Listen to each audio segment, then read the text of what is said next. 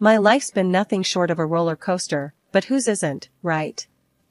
Born to a dad who had to play both roles after my mom decided motherhood wasn't her gig, I grew up quick, learned tough, and got myself through college without much fuss. Dad was the real MVP, working odd jobs, making sure I had what I needed, and keeping me on the straight and narrow. After college, I packed up my life and moved to the city for a job that sounded way fancier than it was, manager at a car company. It was there, in the thick of engine oil and sales targets, that my path took a turn I never saw coming. The night I met Daniel, I was out with some work friends, blowing off steam at some dive bar that had more character than cleanliness. He walked in like he owned the place, and maybe in a way, he did, charming the socks off anyone within a 2-foot radius. Our eyes locked, and that was that. Fate, if you believe in that sort of thing. "Hey," he said, sliding up next to me at the bar. His smile was easy, his confidence infectious. "Hey yourself," I shot back, trying to match his vibe, but feeling my cheeks heat up. "Smooth, Erica, real smooth. What's a girl like you doing in a dump like this?" His tone was teasing, his grin wide. "Living the dream, clearly," I replied, rolling my eyes, but unable to keep the smirk off my face. "And you? Lost on your way to a GQ photo shoot?" He laughed, a sound that warmed me from the inside out. "Something like that. I'm Daniel, by the way." "Erica." Shaking his hand felt like sealing some unspoken deal. Little did I know. We talked for hours that night, about everything and nothing. The more we chatted, the more I realized Daniel was more than just a pretty face. He was smart, funny, and had a kind of sincerity that was hard to come by. When he asked for my number, I didn't think twice. Our whirlwind romance kicked off from there. Dates turned into weekends together, and before we knew it, 2 years had flown by. Daniel popped the question on a chilly evening in December, right in the middle of the street, with snow gently falling around us. It was so cliché, so unexpected, and so perfectly us. "Marry me, Erica. I'm a better man with you by my side," he said, his breath fogging in the cold air. I was speechless, a rare state for me. "Are you out of your mind? It's freezing, and you choose now to ask?" I teased, even as tears prickled at the corners of my eyes. "Would you have me any other way?" He grinned, dropping to one knee right there on the icy sidewalk. "In your dreams, Daniel. Of course, I'll marry you." And just like that, our new beginning started. After the whole Neon Snow proposal scene, life with Daniel took on a new kind of normal. We were in that love bubble where even the burnt toast felt like a sign of our quirky domestic bliss. But as with any couple, the real world wasn't about to let us float too high without a reality check. "Erica, we've been trying for a while now. Maybe we should see a doctor, just to check everything's alright," Daniel said one evening, his voice laced with a concern he tried to mask with a casual shrug. I paused, the reality of our situation sinking in. "Yeah, I guess it wouldn't hurt. I just thought it would have happened by now, My voice trailed off, a mix of disappointment and worry creeping in. The tests were a blur of clinical words and sympathetic smiles. "Everything seems in order, but these things can sometimes take time," the doctor had said, offering a reassuring pat on the shoulder that felt more patronizing than comforting. Months turned into a year, and the strain began to show. Not just on me, but on us. Daniel was trying to be supportive, but the disappointment each month was a heavy silence we both carried. One night, after yet another negative test, Daniel found me on the couch, staring blankly at the TV, not really seeing anything. "Hey," he said softly, sitting down beside me and taking my hand. "Talk to me, Erica." I sighed, the weight of our struggles pressing down on me. "What if it never happens, Daniel? What if we can't have a baby?" Daniel squeezed my hand, his eyes meeting mine with a fierceness I hadn't expected. "Then we'll figure it out. Together. We always do." But I refused to believe that. "We're going to have a family, Erica, no matter what it takes." His words were a lifeline, pulling me back from the edge of despair. I love you, Daniel. I just hate seeing you disappointed. Disappointed? Erica, the only disappointment is seeing you this upset. We're in this together, remember? Screw everything else. And then, when we least expected it, the impossible happened. I was late, but not in the way I'd grown accustomed to each month, with a sinking heart. This time, hope flickered to life, cautious and fragile. Daniel, I called out, holding the pregnancy test in shaky hands. Can you come here?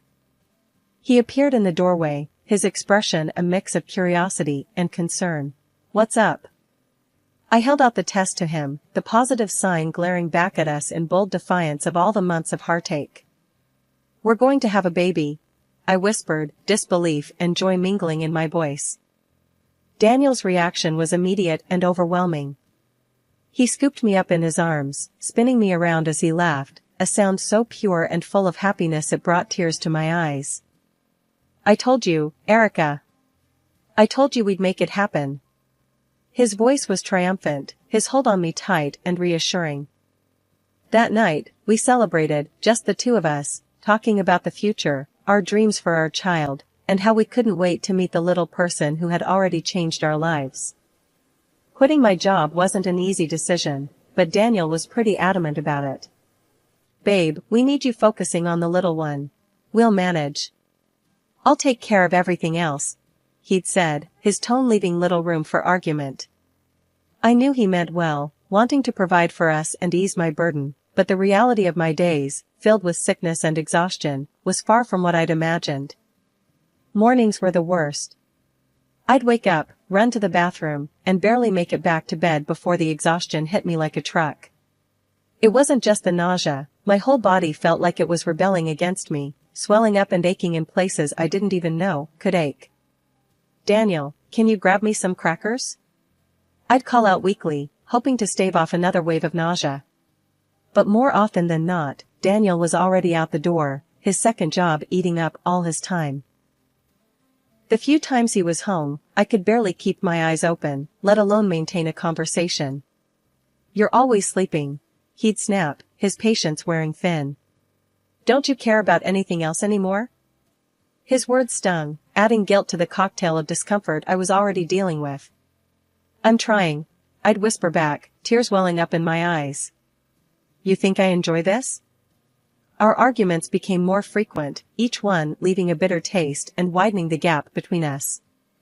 The joy of expecting our first child was overshadowed by the strain it put on our relationship. Daniel's late nights and my physical woes had us living like strangers under the same roof.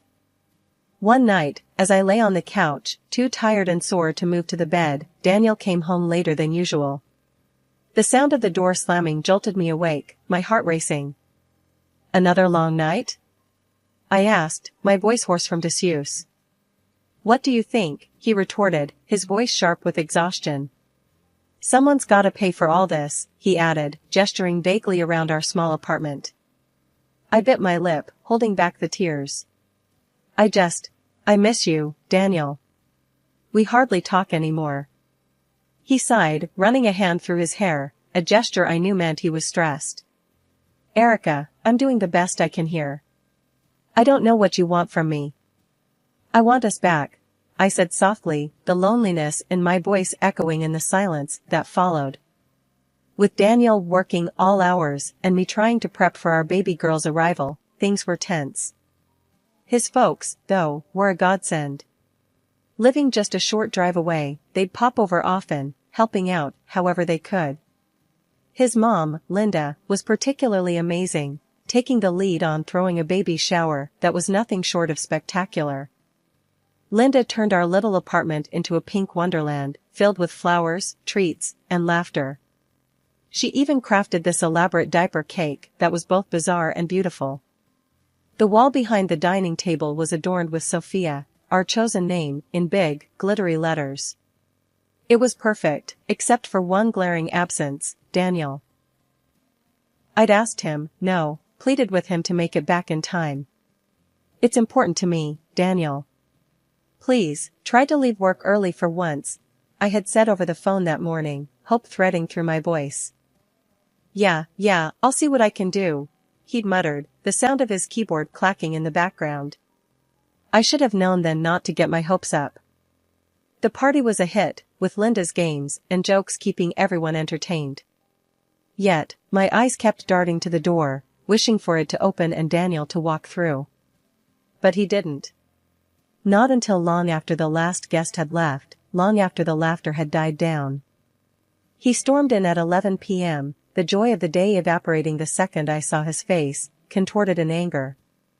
"What the hell happened here?" he barked, staring at the mess of decorations and leftover food. I was on the sofa, feet swollen, emotions frayed. "It was the baby shower, Daniel. Your mom and we organized it together. And you couldn't clean up? What's with that stupid name on the wall? Is that supposed to stay there?" His words were like daggers, each one slicing through the happiness I had felt just hours before. Tears spilled over, my voice a whisper among sobs. "It's our daughter's name, Daniel. Your mother put it up. I thought you'd be here." He scoffed, his anger unyielding. "I was working, Erica. Something you'd know nothing about anymore." With that, he stormed off to the bedroom, leaving me alone, drowning in a sea of pink and tears. The next morning was as if the night before had never happened. Daniel left for work without a word, the tension thick enough to cut with a knife. I sat there, in the aftermath of what was supposed to be a celebration, feeling more alone than ever. Linda came by later, her face falling as she took in the scene and my red-rimmed eyes. "He didn't make it, did he?" It wasn't a question. It was an acknowledgement of a painful truth. I shook my head, unable to find the words. She sighed, her disappointment in her son palpable. "I'll talk to him, Erica. This isn't right." But I knew deep down that no amount of talking would fix what was broken.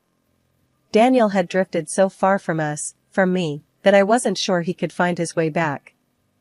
The day our daughter, Sophia, came into the world, it was just me and the buzz of my phone. I texted Daniel right after she was born, a simple message bursting with the biggest news. "You're a dad. Sophia's here." But all I got back was silence, even though I saw he'd read the message. It was like shouting into a void, expecting an echo that never comes. Leaving the hospital, my in-laws were the ones by my side, not Daniel. They were angels, honestly, helping with everything from the car seat to setting up a little nest for Sophia back at home. "You just focus on being a mom, Erica. We've got the rest," Linda, my mother-in-law, assured me with a warm smile that made things a little less heavy. When Daniel finally did show up, days later, his awkwardness around Sophia was like a wall between us. "I don't think I should hold her. I might do it wrong, hurt her or something," he muttered, staring at his own daughter like she was a stranger. I tried to keep the peace, keep things light. "It's not rocket science, Daniel. You won't break her. Here, just support her head," I said, gently offering our daughter to him. But he just backed away, shaking his head. "Nah, better not. I'm all thumbs, remember?" His attempt at a joke fell flat, leaving a sour taste. It was clear it wasn't just clumsiness holding him back, he didn't want to hold her, be near her. Things didn't get better. Nights were the hardest. Sophia, like any newborn, kept us up at all hours. But instead of pulling together, Daniel pulled away. One night, after a particularly rough round of crying, he announced, "I can't do this. I need sleep for work. I'll be in the spare room." "Just like that, then? You're bailing on us?" I couldn't hide the bitterness in my voice, holding Sophia close, feeling more alone than ever. "It's not like that, Erica. I need to function, all right?" And with that, he left our room, the gap between us growing wider with every step he took away. Days turned into weeks, and Daniel's visits to our bedroom became less and less frequent, until they stopped altogether. Our conversations were brief, functional, avoiding the elephant in the room, his absence, his detachment, and the growing distance between us not just as parents, but as a couple. One evening, I tried again, hoping to bridge the gap, for Sophia's sake. She's changing every day, Daniel. Doesn't that mean anything to you? I asked, hoping for something, anything, that showed he cared. He looked tired, worn down, but there was a flicker of something in his eyes when he glanced at Sophia. Of course, it does, Erica. I'm just not cut out for the baby stage, I guess. It's not a stage, Daniel.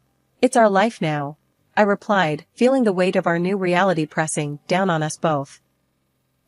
Life with a newborn was no joke. Sophia was an angel by day, but turned into a party animal by night, crying and fussing till the sun came up. I was running on empty, looking more like a walking ghost than a new mom.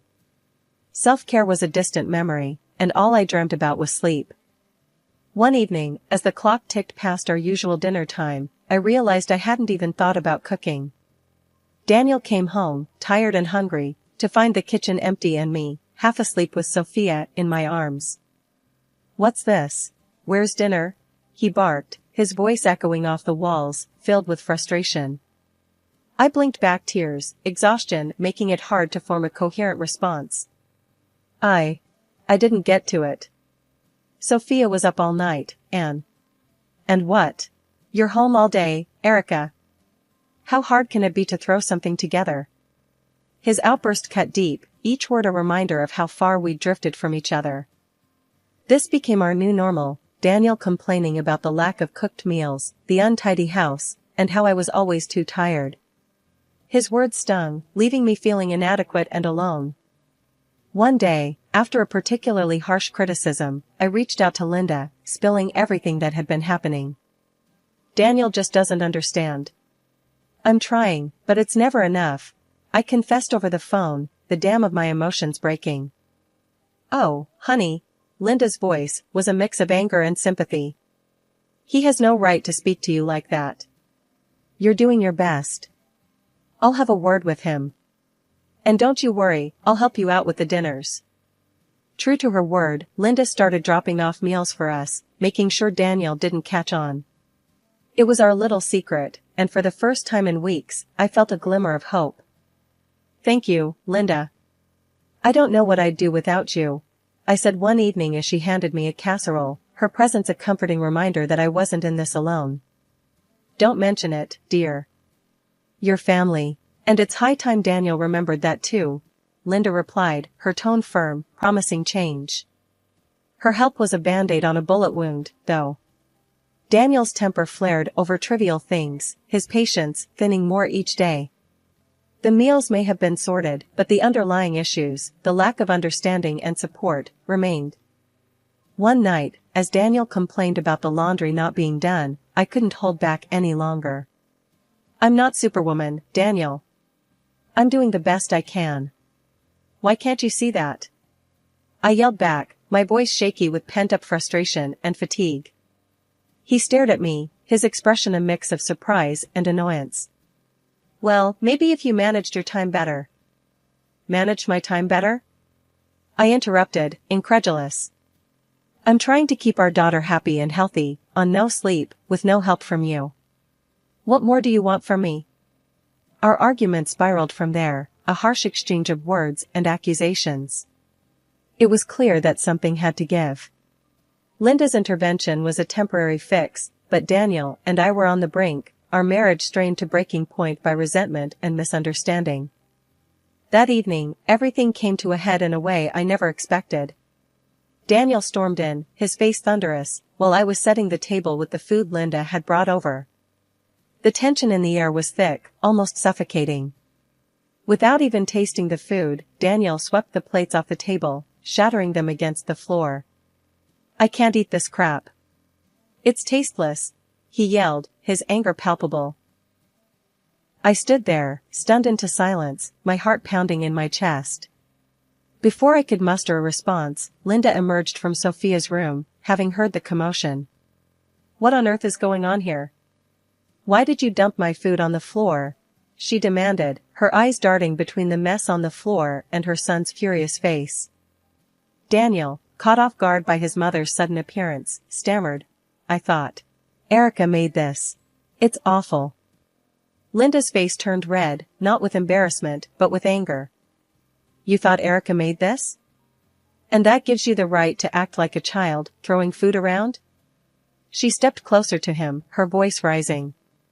Do you have any idea how hard she's working, caring for your daughter all day and night? When was the last time you acknowledged that, huh? Daniel looked like he wanted the ground to swallow him up. Mom, No, Daniel. Linda cut him off sharply. You need to hear this. Erica's doing the best she can under tough circumstances. And instead of supporting her, you criticize and belittle her efforts. Shame on you. Daniel's eyes lowered, the fight going out of him.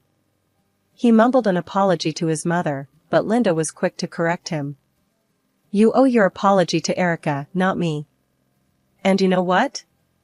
You need to spend a day in her shoes. Maybe then you'll understand. The silence that followed was heavy, charged with unspoken truths and realizations. Daniel nodded slowly, the reality of his actions beginning to sink in. I'm sorry, Erica. I didn't realize. Linda's plan was simple, yet daunting.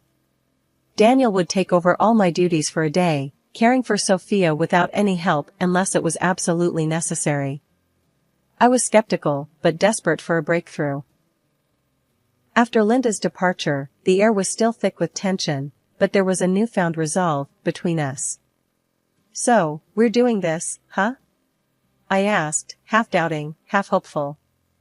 You're going to take a crack at my day today? Daniel nodded, the weight of his recent realizations evident in his posture. Yeah, I need to see for myself. How hard can it be, right? There was a hint of his old, cocky humor, but it was laced with apprehension. Okay, but you're on your own, remember? I'm just a call away, but only if you really need it. I reminded him, laying out Sophia's schedule, her feeds, her naps, everything on paper. Spending the day with Linda was a breath of fresh air, literally and figuratively. We shopped, laughed, and for a few hours, I was just me again, not just a mom or a tired wife. Coming home, I was greeted by the sight of Daniel, who looked like he'd been through a war zone. His hair was a mess, there were stains on his shirt, and the living room looked like a toy bomb had exploded. Erica, he breathed out, relief and something else, maybe respect, coloring his tone. He wrapped me in an exhausted embrace. I'm sorry. For everything. This was the hardest day of my life. I couldn't help but laugh, the tension of the past weeks melting away. Oh, really? And here I thought it was just me not managing my time well. I teased, but gently, seeing the genuine remorse in his eyes. He kissed my hands, an act so tender it made my heart swell. Please, don't leave me alone with her for that long again. I had no idea, everything you do. It's unbelievable.